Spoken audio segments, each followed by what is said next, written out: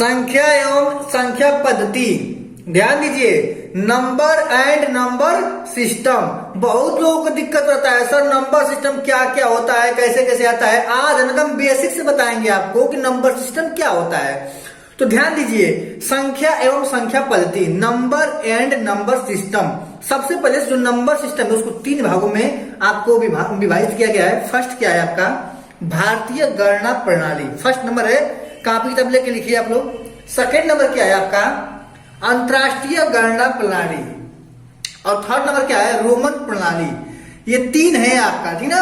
अब इसमें भारतीय गणना प्रणाली में क्या क्या आता है। फर्स्ट नंबर में आता है आपका संख्याओं को लिखने का तरीका। इसमें क्या होता है, ध्यान दीजिए, इकाई, दहाई, सैकड़ा, हजार, 10,000, लाख, 10 लाख, करोड़, ऐसे होता है।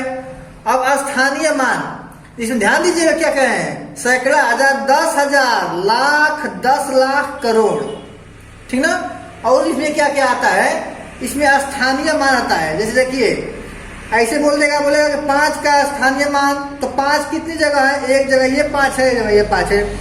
छोटा वाला को पहले निकालेंगे तो 5, और देखिए 5 के बाद कितनी अंक है, इकाई, दहाई, 2 अंक है, यानी कि कितना, 2 जीरो से क्या करेंगे, इसमें गुणा कर देंगे, तो 5 गुणे 100 बराबर 500। उसके बाद क्या है, 5 के बाद कितना जीरो है, 1 2 3 4 5 6, गिन लेंगे अंकों को कि 5 के बाद कितनी अंक है उतनी जीरो लगाएंगे, ठीक है। ये हो गया आपका। सेकेंड नंबर पे क्या आता है आपका, जातीय मान। अब जातीय मान कैसे निकलता है, बोल दिया कि 3 5 6 7 में प्रत्येक अंक का जातीय मान क्या होगा, और ऑप्शन दे दिया आपको ये चीज। तो कैसे निकालेंगे आप लोग, कैसे निकालेंगे, 3 5 6 7 का जातीय मान निकालिए। तो देखिए, इसको समझ लीजिए क्या होता है आपका, जातीय मान का होता है 3, देखिए बोल दिया अगला, इकाई का अंक क्या है, 7 है, तो 7 6 5 3, 7 का जातीय मान 7 ही होगा, 6 का जातीय मान 6 ही होगा, 5 का 5 ही होगा, 3 का 3 ही होगा। इससे क्या सीखे आप लोग, ये सीखे कि अंक चाहे कोई भी हो, कहीं भी हो, उससे मायने इसमें नहीं रखता है। इसमें क्या होता है, जो अंक है उसका जातीय मान वही होगा, स्वयं होगा।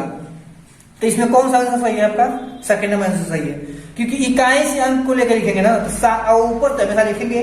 तो इसका 3 5 6 7 का जातीय मान क्या होगा, 7 6 5 3, इसका जातीय मान हो जाएगा, ठीक है। अब क्या आता है आपका पूर्ववर्ती। पूर्ववर्ती को इंग्लिश में कहते हैं प्रीफिक्स। प्रीफिक्स, ठीक ना। अब प्रीफिक्स का मतलब क्या होता है, अपने से एक अंक पहले। तो ध्यान रखिएगा, इसको कैसे आप याद करेंगे, पूर्ववर्ती को आप याद कैसे करेंगे कि किसी भी कोई भी संख्या दिया रहे उसमें से एक घटा देंगे तो पूर्ववर्ती संख्या निकल जाएगा। अब 8 का पूर्ववर्ती क्या होगा, 8 में से एक घटा देंगे तो उसका पूर्ववर्ती निकल जाएगा 7। 8 का पूर्ववर्ती क्या है, 7। पूर्ववर्ती मतलब पहले उस संख्या के पहले कौन सी संख्या आई थी वो चीज दिखा रहा है। उत्तरवर्ती क्या होता है, सफिक्स, यानी कि उसके बाद वाली संख्या कौन सी आएगी। तो क्या करेंगे, 12 का उत्तरवर्ती पूछा है तो 12 में 1 जोड़ देंगे 13 हो जाएगा, यानी कि 12 का उत्तरवर्ती संख्या क्या होगा, 13 होगा। अब आ जाइए यहाँ पे आप अंतरराष्ट्रीय गणना प्रणाली। अंतरराष्ट्रीय गणना प्रणाली में क्या आता है आपका, ये सेकेंड नंबर का है, ये आपका फर्स्ट नंबर का था, ये आपका सेकेंड नंबर का है। सेकेंड नंबर में क्या बोला है, संख्याओं को लिखने का तरीका क्या होता है। इसमें क्या हो रहा था, इकाई, दहाई, सैकड़ा, हजार, 10,000, लाख, 10 लाख, करोड़, 10 करोड़, ऐसे होता है। इसमें क्या होता है, इकाई, दहाई, सैकड़ा, हजार, 10,000, 10,000 के बाद इसमें लाख आता है, और इसमें क्या आता है, 100,000 आता है, इसमें करोड़ आता है, इसमें मिलियन आता है, इसमें क्या होता है, 10 करोड़ आता है, इसमें 10 मिलियन आता है, ठीक ना। अब देखिए, ये है आपका इकाई, दहाई, सैकड़ा, हजार, 10,000, 100,000, मिलियन, 10 मिलियन, ठीक ना, है ना, ये 100 मिलियन, ठीक ना। 10 मिलियन के बाद 100 मिलियन आएगा, 100 मिलियन आएगा, 100 मिलियन। तो देखिए इसको कैसे पढ़ेंगे, आप कैसे लिखेंगे, बोलेंगे कि 432 इकाई, दहाई, सैकड़ा, हजार, 10,000, 10,000, 100,000, मिलियन, 10 मिलियन, 100 मिलियन, 432 मिलियन 523,716, यही लिखेंगे आप लोग। 432 मिलियन क्या लिखेंगे, 432 मिलियन 523,716, 716। ध्यान दीजिएगा, इसको हिंदी में लिखेगा, 432 लिखेगा, 523 हिंदी में लिखेगा, ये हो गया। रोमन अंक में क्या होता है आपका, कैसे कैसे सब अंकों को लिखा जाता है वो चीज देख लीजिए। सी का मतलब 100 होता है, डबल सी का मतलब 200, ट्रिपल सी का मतलब 300, 400, 400। उसके बाद क्या हो गया आपका, डी का मतलब 500, एम का मतलब 1000, ये सी हो गया, ठीक ना। अब क्या आता है आपका प्राकृतिक संख्याएं, और इसमें क्या क्या प्राकृतिक संख्या, 1 2 3 4 5, ये सब क्या हो गया आपकी प्राकृतिक संख्याएं हो गई। उसके बाद क्या है आपकी पूर्ण संख्या है, सेकंड नंबर क्या आती है पूर्ण संख्या है, उसको जिसको कहते हैं हम लोग क्या होल नंबर, इसमें क्या बोलते हैं होल नंबर। तो ये क्या होता है आपकी जीरो शुरू होती है, होल नंबर हमेशा जीरो शुरू होती है, 0 1 2 3 4। अब आती है भाज्य संख्याएं, भाज्य संख्या किसे कहते हैं, भाज्य संख्याएं उसे कहते हैं जो स्वयं एक से कटे और स्वयं से कटे और उसके अलावा कम से कम एक अंक से और कटे, उसको कहते हैं भाज्य संख्या। जैसे 4 है तो 4 है, ये 1 से भी कट जाएगा, स्वयं से भी कट जाएगा, और किसे कट जाएगा ये 2 से भी कट जाएगा, ठीक ना। तो इसे कहते हैं हम लोग भाज्य संख्या। अब भाज्य संख्या किसे कहते हैं, जो 1 से कटे और स्वयं से कटे और स्वयं से कटे और इसके अलावा किसी से ना कटे, उसे कहते हैं अभाज्य संख्या है, को प्राइम नंबर। ये प्राइम नंबर 2 3 5 सब ये 1 से कटेंगे और स्वयं से कटेंगे, इसके अलावा किसी से नहीं कटेंगे। सम संख्या, सम संख्या किसे कहते हैं, जो जैसे कि जो क्या किससे शुरू होती है 2 से, 2 4 6 8 10 क्या है सब, ये सब संख्या प्राकृतिक संख्याएं हैं। और विषम संख्या किसे कहते हैं, जो 1 3, देखिए सम संख्या उसे कहते हैं जो 2 से पूर्णतः विभाजित हो जाए, उसे कहते हैं सम संख्या। और विषम संख्या उसे कहते हैं जो 2 से पूर्णतः विभाजित नहीं हो, उसे कहते हैं विषम संख्या। आइए अब क्वेश्चन देखते हैं, 1 से 50 तक सम संख्याओं का योग। ध्यान दीजिए सम संख्या कैसे निकालते हैं, सबसे पहले 1 से 50 तक सम संख्याओं का योग। तो ये हम पहले देखेंगे कि 1 से 50 तक कितनी सम संख्याएं होती हैं। तो कुछ नहीं करना है, n बराबर n/2। तो क्या करेंगे, n की जगह पे क्या रखेंगे 50, 50 बटा में 2 है तो 2 काट देंगे, कितना आ गया 25। यानी कि 1 से 50 तक के बीच में 25 ही सम संख्या है, 25 ही सम संख्या है। अब इसका निकालेंगे संख्याओं का योग। अब 25 संख्या जो है उनका योग निकालेंगे। तो योग का सूत्र क्या होता है, योग का सूत्र क्या होता है, n प्लस 1, बस यही सूत्र होता है। तो n क्या है, n का मतलब 25, 25 n का मतलब 25 प्लस 1 तो 1, तो 25 हो गया। अब गुणे 25 से 26 गुणा कर दीजिए, कितना जाएगा 640, 640 हो जाएगा। इसको देख लीजिएगा आप लोग, गुणा अच्छे से कर लीजिएगा इसको, ठीक ना। 1 से 25 तक की संख्याओं का योगफल। तो देखिए ये क्या कर रहा है, 1 से 25 तक की संख्याओं का योगफल। देखिए ये नहीं बोल रहा है कि सम संख्या या विषम संख्या, डायरेक्ट बोल रहा है कि संख्याओं का योगफल। तो कुछ नहीं करना है, जब ऐसे बोलेगा ना तो अंतिम संख्या को लेते हैं हमेशा। किसको, अंतिम संख्या को मानते हैं n का मान। क्या मानते हैं, n का मान, अंतिम संख्या को, अंतिम संख्या। तो कितना है 25 है। सूत्र क्या होता है इसका, n प्लस 1 बटा में 2 सूत्र होता है। n का मतलब क्या है 25, 25 प्लस 1 बटा में 2, क्या हो गया 25 गुणे 26 बटा में 2, तो कितना हो गया 640 हो जाएगा। अब बटा में 2, 2 3 6, 2 दूना के 4, 640 नहीं हो रहा है, गुणा करिए 25 छक्का। अब देखिए 25 में 26 का गुणा करिए, 6 5 30 को 0 और 6 दूना के 12 3 18, 12 3 6 दूना के 12 3 15 और 2 5 10 को 0, 2 दूना के 4 5, 0 5 650 हो रहा है। कितना हो रहा है 650 हो रहा है। ये भी कितना हो रहा है 650 हो रहा है। तो कितना आ जाएगा 325 आ जाएगा कटने के बाद। ये क्या होगा आपका आंसर। अब क्या है आपका 5 अंकों की बड़ी से बड़ी सम संख्या जो 30 3 0 5 7 तथा 8 से बनी है। तो कैसी हो संख्या भी हो तो कौन सी हो जाएगी सम संख्या इसमें।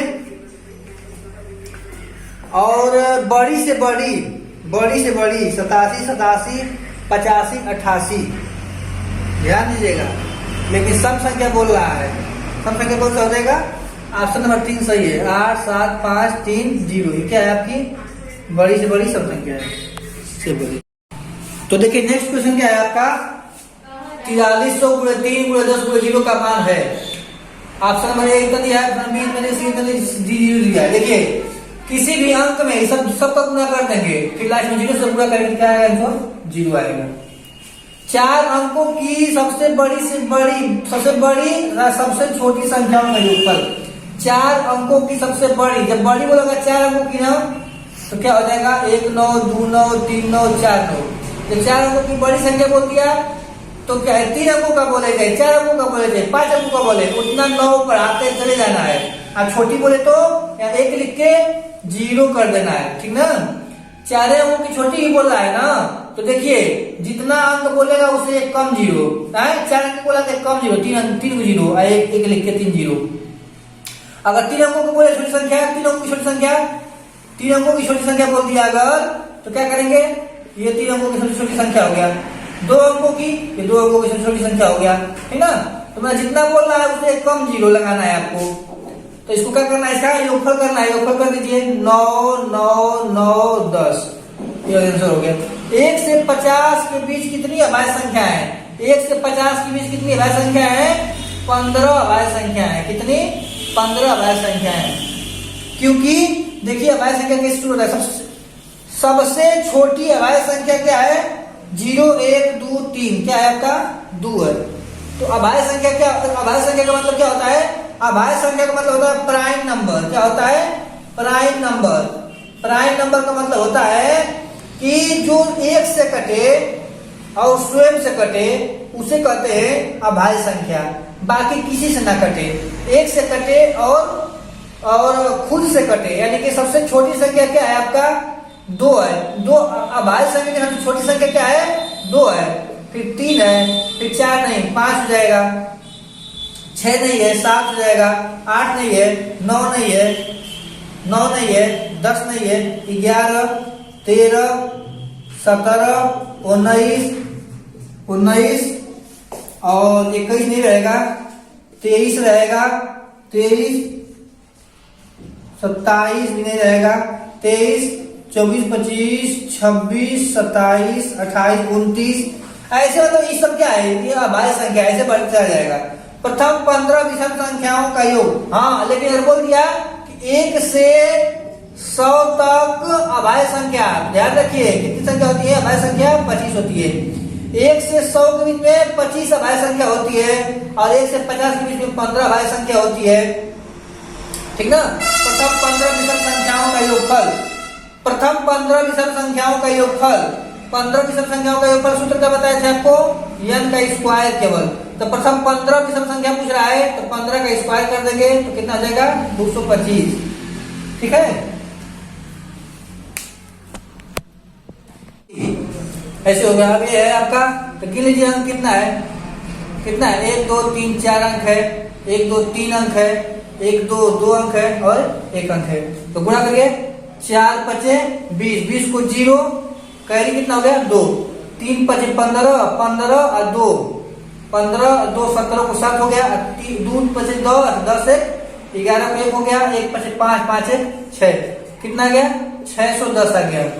अब ये देखिए ऐसा क्वेश्चन रहेगा आपका कि 6 प्लस रूट में 6 प्लस रूट में 6 प्लस रूट में 6, तो एकदम आसान तरीके से कैसे आप हल करेंगे? देखिए इस 6 को रूट से बाहर निकालेंगे और इसका ऐसा 2 गुणनखंड करेंगे जिसका डिफरेंस 1 आए, तो 2 3 6। अब 2 3 का डिफरेंस कितना आ रहा है आपका? 1 आ रहा है ना, तो ऐसा ही गुणनखंड करना जिसका डिफरेंस 1 आए। अगर प्लस है तो बड़ा वाला आंसर हो जाएगा, प्लस है तो बड़ा वाला आंसर हो जाएगा 3। हाँ, अगर यही बीच में अगर माइनस रहता, यही बीच में अगर माइनस रहता तो क्या आंसर होता? 2 आंसर होता। कौन सा आंसर होता? 2 आंसर होता। अगर माइनस रहेगा तो 2 और प्लस रहेगा तो 3 आंसर होगा, ठीक ना। हाँ, अब यहाँ आइए आप लोग देखिए, यहाँ क्या है आपका? रूट में 5 प्लस रूट में 5 प्लस रूट में 5 प्लस रूट में 5। अब ये ऐसा है तो इसका क्या करेंगे? रूट से बाहर निकालेंगे और इसका ऐसा 2 गुणनखंड करेंगे जिसका डिफरेंस 1 आए। तो इसका क्या करेंगे? 2 गुणे 2 2 गुना 4 और 2 गुणे 3 2 3 6। नहीं हो रहा है तो देखिए अगर पॉजिटिव है तो आगे बढ़ाएंगे सीरीज को, तो 5 में से ये 5 क्या है? 6। अब 6 का 2 गुणनखंड कीजिए, 2 3 6 एंड डिफरेंस कितना का आ गया आपका? 1 आ गया। तो क्या लिखेंगे इसमें कि 2 एवं 3 के बीच ही उत्तर होगा, 2 एवं 3 के बीच। ऐसे ऑप्शन में रहेगा, यही ऑप्शन सही रहेगा। हाँ, लेकिन अगर यहाँ पर माइनस माइनस आ गया तो क्या करेंगे? यहाँ बीच में है, अगर माइनस माइनस आ गया तो क्या करेंगे? तो देखिए, अगर बीच में माइनस माइनस आ गया ना, तो हम लोग क्या करेंगे? अब इसका 5 को लेंगे, ठीक है। अब सीरीज को पीछे बढ़ाएंगे, ना कि इसको आगे बढ़ाएंगे। सीरीज को पीछे बढ़ाइए तो क्या जाएगा? 4 आएगा। 4 को गुणनखंड करेगा, नहीं हो पाएगा। फिर क्या आ रहा है आपका? 3 आ रहा है। 3 आ रहा है तो 1 गुणे 2, 3 भी नहीं हो पाएगा। तो फिर क्या आ रहा है आपका? 2 आ रहा है। सीरीज को पीछे ले रहे हैं ना, अब 2 आ गया। 2 का गुणनखंड करिए, 1 गुणे 2, 1 दूना का 2, और डिफरेंस कितना का आ गया? 1 का आ गया। तो लिखेंगे 1 एवं 2 के बीच उत्तर होगा इसका। 1 एवं 2 के बीच, इन दोनों को लिखेंगे ऐसे, ठीक ना। अगर ये 12 आ गया तो 12 को रूट से बाहर निकालेंगे, इसका ऐसा 2 गुणनखंड करेंगे कि अंतर 1 का है। 3 चौके 12, डिफरेंस कितना का आ गया आपका? 1 का आ गया। यानी उत्तर अगर प्लस है तो बड़ा वाला 4 हो गया, अगर माइनस है, अगर बीच में माइनस रहता तो उत्तर क्या होता? छोटा वाला होता। देखिए क्वेश्चन क्या है आपका? 9 9 9 9 और इतना है सर, तो कुछ नहीं करना। ऐसा क्वेश्चन जब आ जाएगा परीक्षा में तो कैसे हल करेंगे? ट्रिक देखिए, ट्रिक गिन लेंगे हमको को पहले। 1 2 3 4 है, 4 हम लिख देंगे। 1 2 3 है, 3 लिख देंगे। 1 2 है, 2 1 है। अब गुणा करेंगे, 4 से 9 में करिए तो 4 9 36, 36 को 6, कैरी कितना आ गया? 3 आ गया। 3 9 27, 27 3, 28 29 30, 30 को 0, कैरी कितना आ गया? 3 आ गया। 2 9 18, 18 3, 19 20 21, 21 को 1, कैरी कितना आ गया? 2 आ गया। 1 9 9 9 2 11, ये हो गया आपका आंसर। ऐसे क्वेश्चन को हल करने के लिए बहुत इजी तरीका है, ये ट्रिक है ये चीज। देखिए क्वेश्चन क्या है आपका? रूट में 5, रूट में 5, रूट में 5, रूट में 5 है ना। इसका मतलब कि सीरीज क्या होगा? आगे नहीं बढ़ेगा, सीरीज आगे नहीं बढ़ेगा। तो क्या करेंगे हम लोग? सिंपल सा इस 5 को बाहर निकालेंगे और गिनेंगे कितना रूट है। 1 रूट यानी 2, दूसरा रूट यानी 2, तीसरा रूट यानी 2, चौथा रूट यानी 2। ध्यान दीजिएगा, जितना रूट रहेगा गिन लेंगे। 1 रूट, 2 रूट, 3 रूट, 4 रूट, उतना 2 का गुणा कर देंगे। 2 गुणे 2 गुणे 2 गुणे 2, जितना रूट रहेगा उतना 2 बार गुणा करेंगे। 2 दूना के 4, 4 दूना के 8, 8 दूना के 16, कितना लिखेंगे? 16, ठीक है। इससे एक कम करके ऊपर लिखेंगे 15। यही क्या हो गया आपका आंसर? जैसे मान लीजिए यहाँ पर रहेगा रूट में 7, रूट में 7, रूट में 7, रूट में 7, देखेंगे 3 रूट में 7 है आपका, 3 रूट, ठीक ना। ऐसा रहेगा तो गिनेंगे कितना रूट है? 1 रूट, 2 रूट, 3 रूट, 2 गुणे 2 गुणे 2, 7 को रूट से बाहर निकालेंगे।